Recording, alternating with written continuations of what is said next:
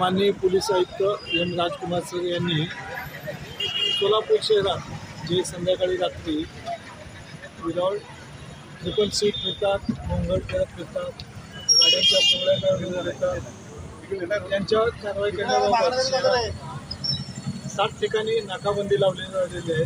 तसेच पायी पेट्रोलिंग, पायी गस्त सुरू आहे, जेणेकरून शहरात शांतता सुव्यवस्था चांगली नांदावी, सामान्य नागरिकाला जेवण सुकर व्हावं या दृष्टीने नाकाबंदी लावण्यात आलेली आहे. तरी सोलापूर वासियांनी पोलिसांना सहकार्य करून विनाकारण काही काम नसताना रस्त्यावर फिरू नये, गर्दी गोंगाट करू नये असं सोलापूर शहर पोलिसांच्या वतीने मी आवाहन करतो.